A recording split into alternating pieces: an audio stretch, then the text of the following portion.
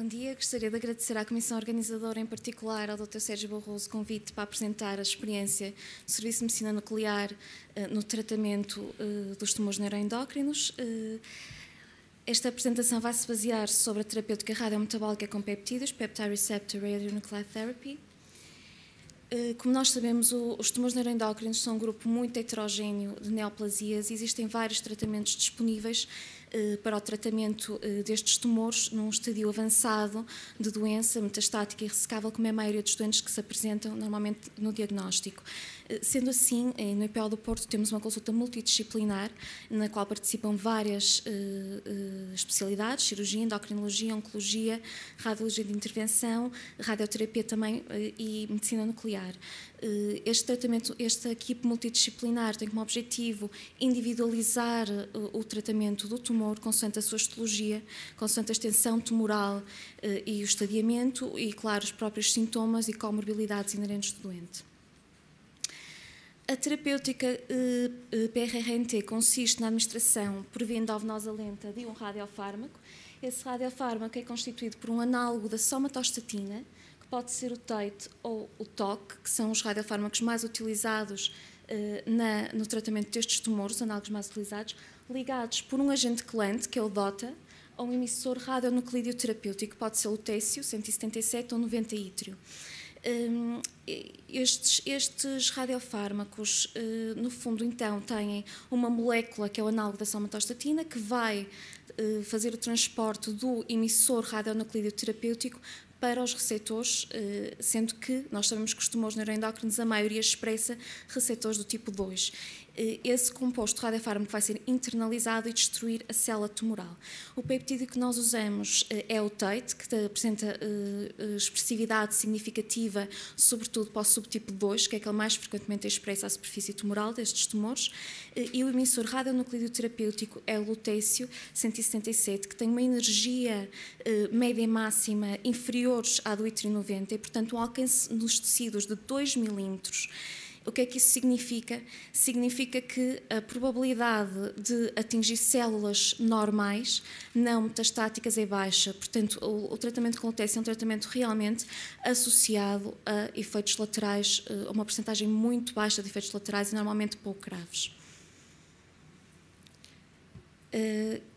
Nós temos dificuldade, a nossa maior dificuldade nesta terapêutica é selecionar a melhor altura para iniciar a terapêutica. Isso porquê? Porque nós sabemos que estes doentes, principalmente os tumores neuroendócrinos bem diferenciados, grau 1, podem apresentar-se estáveis durante bastante tempo, mesmo sem estas terapêuticas sistémicas.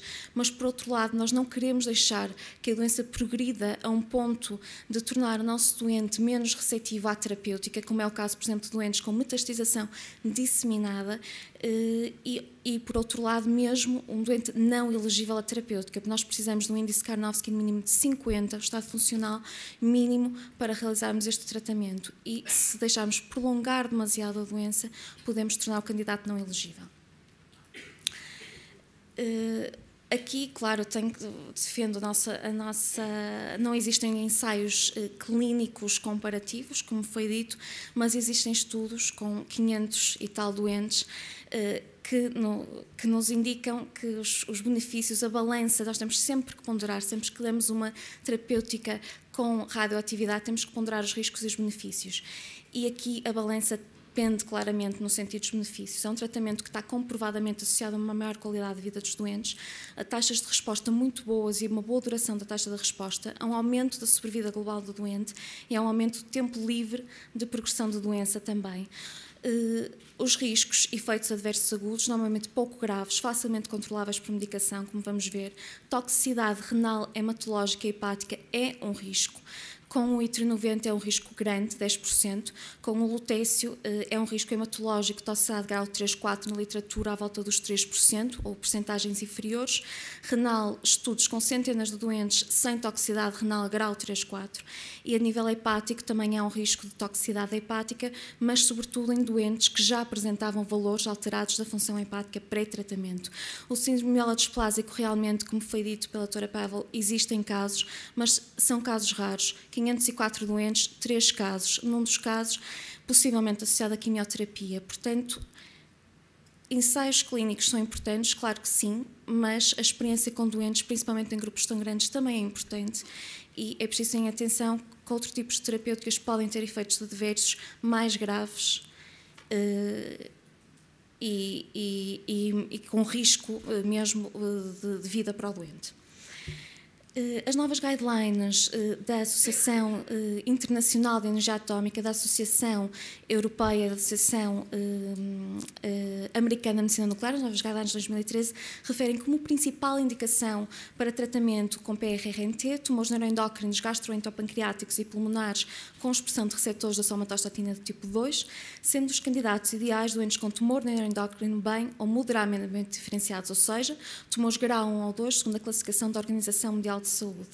No entanto, coloco esta nota, ou seja, em doentes com carcinoma neuroendócrino, doentes com tumores grau 3, apesar desta terapêutica ser raramente uma opção, podemos considerar, após insucesso de quimioterapia e se as lesões apresentarem, condição sine qua non, expressão significativa de receptores. Nós não temos nenhum caso na nossa experiência de G3 tratado. Outras indicações referidas, feocromocitoma, paraganglioma, neuroblastoma e também no tratamento do carcinoma medular da tiroide.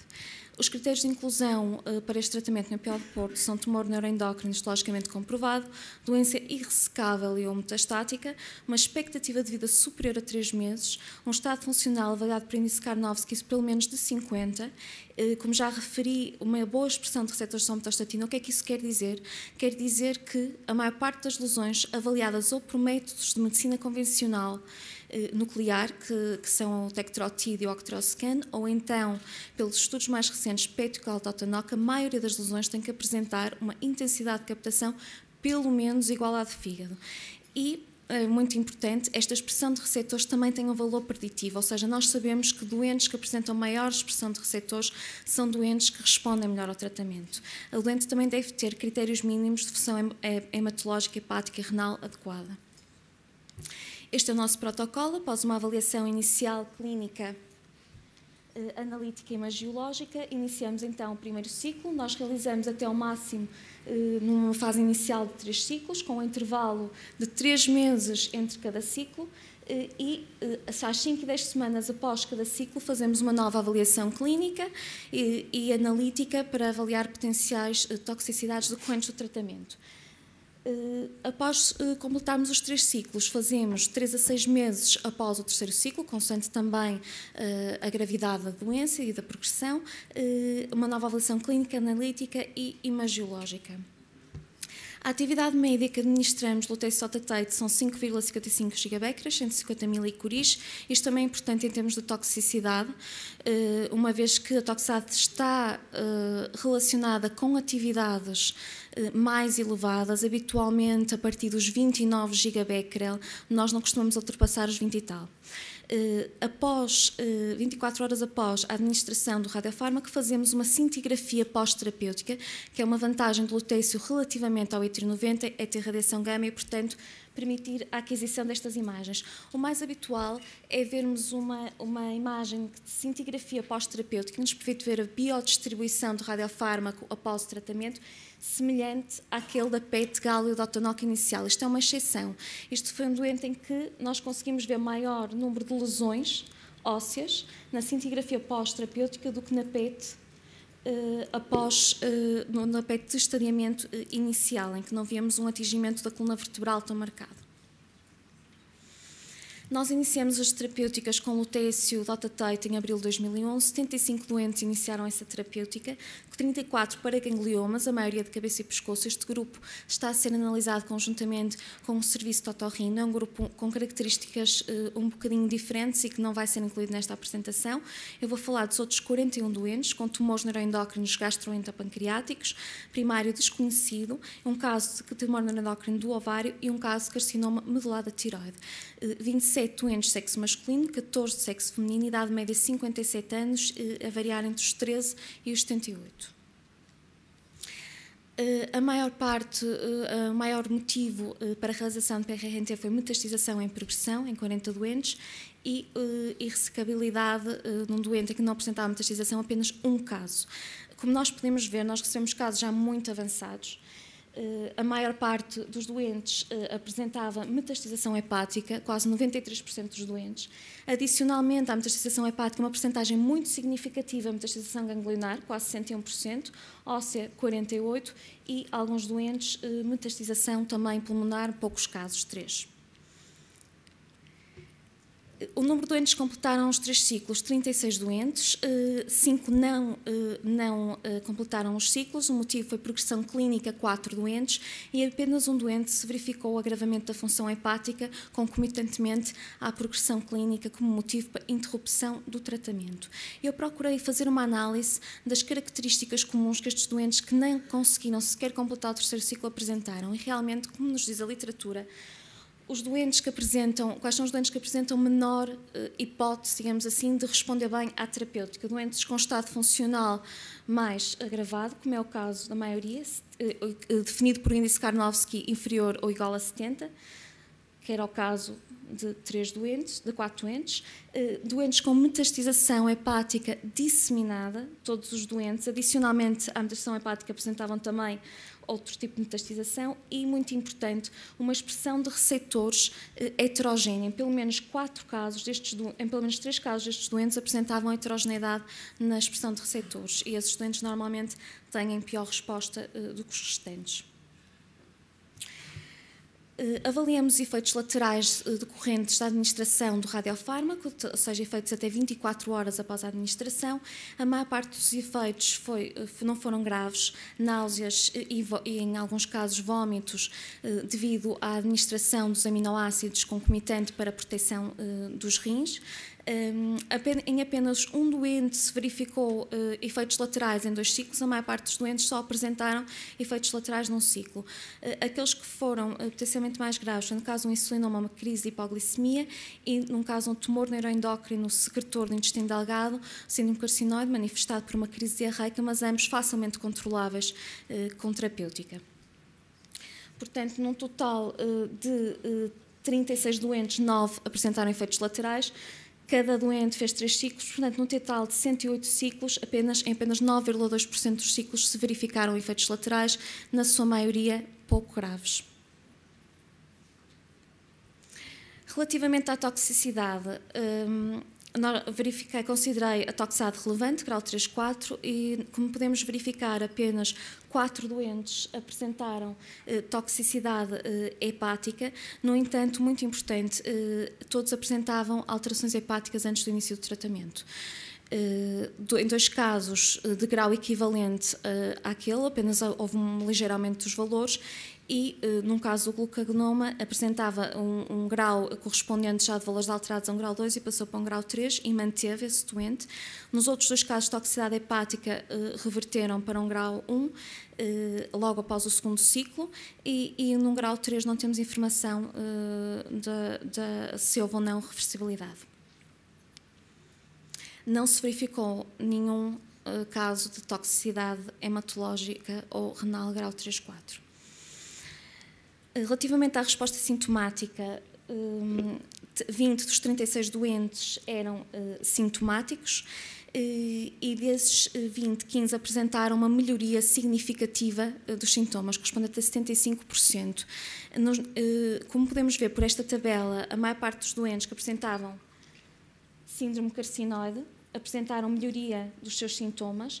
Em 2 casos de insulinoma que apresentavam crises de hipoglicemia, nos 2 casos verificou-se um melhor controle glicêmico, e também verificamos, em alguns casos, uma resposta em doentes que apresentavam astenia, também se verificou melhoria. Relativamente à dorose, os nossos resultados são um bocadinho mais variáveis, conseguimos melhorar em 2 doentes, mas num doente verificou-se mesmo agravamento, num doente com tumor neuroendócrino pulmonar, um agravamento da dor óssea. Portanto, é um tratamento muito eficaz no tratamento sintomático, principalmente em doentes secretores, e pode ter um papel também na melhoria da dor abdominal, óssea e astenia, embora na dor óssea seja um bocadinho mais variável.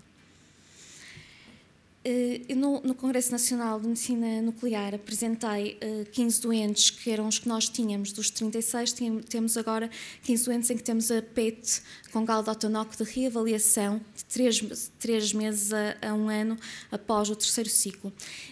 Vou apresentar agora estes resultados. Portanto, como podemos ver, no caso dos tumores do pâncreas não secretores, 4 já tinham a PET realizada. Em 2 casos, verificamos melhoria com diminuição do número de lesões com captação de receptores e essa melhoria foi coincidente com uma melhoria analítica num caso e clínica e analítica noutro caso.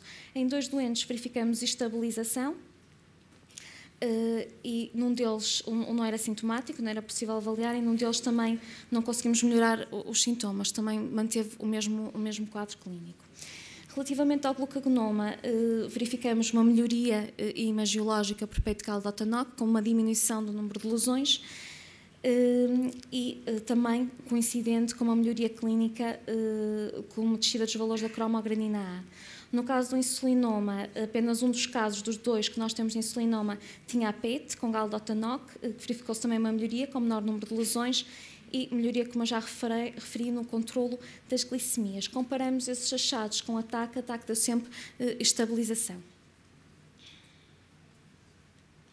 Este é o caso clínico que falei há bocado, um doente de sexo masculino de 61 anos, com diagnóstico de tumor neuroendócrino bem diferenciado de pâncreas GAL2 em março de 2011 e ressecável, com metastização hepática. O tratamento que este doente fez previamente análogos da somatostatina, desde abril. Em junho de 2011 iniciou o lutécio, atendendo ao estadiamento e por progressão clínica. Os sintomas, este doente apresentava uma astenia marcada, mal-estar geral, este doente apareceu de cadeira de rodas para iniciar o tratamento e logo após o primeiro ciclo foi notando uma progressão clínica gradual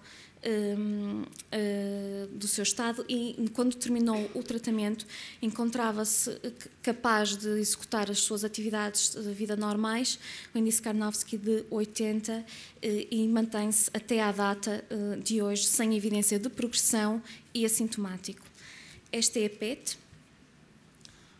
Aqui podemos ver uma metastização hepática disseminada, podemos ver aqui o tumor neuroendócrino pancreático e aqui podemos ver as lesões hepáticas no corte transaxial e a melhoria 9,4 meses após o terceiro ciclo. Aqui também no MIP conseguimos ver uma menor extensão tumoral da lesão, portanto isto são casos concretos. No segundo caso, um doente com tumor neuroendócrino de pâncreas no insulinoma, uma jovem de 32 anos, com diagnóstico em 2011 insulinoma com metastização hepática, ganglionária e óssea, doença já bastante disseminada. Os tratamentos prévios consistiram em cirurgias e análogos de somatostatina. Realizou tratamento com lutécio-dotatate em fevereiro de 2012 por progressão clínica e apresentava sintomas decorrentes das crises de hipoglicemia.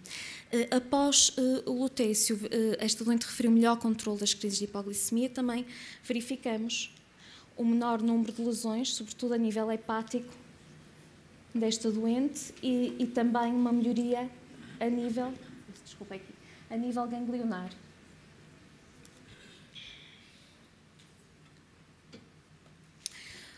Relativamente aos doentes com tumor do intestino delgado secretores, verificou-se melhoria em 2 doentes pela PET com galdotanok, num doente um menor número de lesões. Essa melhoria foi coincidente no doente em que verificamos o menor número de lesões com uma melhoria relevante clínica. No outro doente, nós não considerei essa melhoria significativa, uma ligeira melhoria da distensão abdominal. Em 2 doentes, estabilização e apesar da estabilização, verificou-se melhoria clínica. Aqui temos um caso, este caso é uma doente de 53 anos, com diagnóstico em 2003, com tumor neuroendócrino bem diferenciado em intestino delgado, com metástases hepáticas e ganglionares. Fez vários tratamentos prévios, desde cirurgias, análogos, interferão até 2004, quimioterapia até 2006, antes de iniciar o lutécio em abril de 2011 por progressão clínica. Apresentava crises de flushing frequentes e após PRRNT verificou-se a ausência das crises de flushing, descida dos valores de cromogranina e ácido ácido 5-hidroxindol acético. Esta doente manteve-se em progressão até março de 2013, portanto 23 meses desde o início do tratamento, e em novembro de 2013 foi mesmo registado progressão a nível imagiológico, com a PET-CalDOTANOC, aparecimento de novas lesões, e está a ser ponderado novo tratamento com lutécio. Aqui podemos ver que nós temos, quer a radiologia com os métodos morfológicos, quer nós com os métodos funcionais, temos alguma dificuldade pela imagem em prever a evolução clínica às vezes do doente. Este é um exemplo em que nós temos essa dificuldade. Este estudo está sobreponível 5,5 meses após o terceiro ciclo. Esta doente manteve-se assintomática. Portanto, nós também temos dificuldade em avaliar os doentes, e os critérios morfológicos também têm as suas dificuldades. Por último, os últimos doentes, tanto 3 com carcinoma, com tumor neuroendócrino pulmonar, 2 estabilizaram pela PET-CalDOTANOC e verificou-se um menor número de lesões. Cá está a nova discordância, apesar do menor número de lesões, nós não conseguimos melhorar a dor óssea deste doente. Num doente com tumor neuroendócrino do reto, também diminuição do número de lesões, esta sim coincidente com uma melhoria analítica, e no único doente que nós temos com carcinoma medular da tiroide, verificou-se agravamento. Aqui só para mostrar a imagem, este doente, 5,2 meses após o terceiro ciclo, apresentou um maior número de lesões, portanto uma progressão marcada da doença. Em conclusão, o PRRNT é eficaz no controle sintomático de doentes com tumores neuroendócrinos. Pelos nossos resultados, permitiu uma melhoria significativa em 75% dos doentes. É uma terapêutica segura. Em 108 ciclos que nós realizamos, verificamos efeitos laterais em 9,2% e todos controláveis com medicação. Toxicidade hepática relevante apenas em 3 casos e já apresentavam alterações prévias da função hepática, em nenhum caso registado toxicidade hematológica ou renal. Perspectivas futuras, temos agora que avaliar o tempo livre de progressão da doença e a sobrevida. Como não tenho esses dados, apresentei aqui na literatura uma publicação da Journal of Clinical Oncology do grupo de Roterdão, um dos grupos com maior experiência no tratamento destes doentes, que publicou então em 2008 resultados correspondentes a 310 doentes, com um tempo médio para progressão de 40 meses, uma sobrevida média desde o início do tratamento de 46 meses, desde o diagnóstico 128, e um benefício de sobrevida comparativamente com controles históricos, com toda a dificuldade que isso possa e os erros inerentes a comparar com controles históricos, mas mesmo assim não podemos ignorar estes valores. Um benefício adicional de 40 a 72 meses.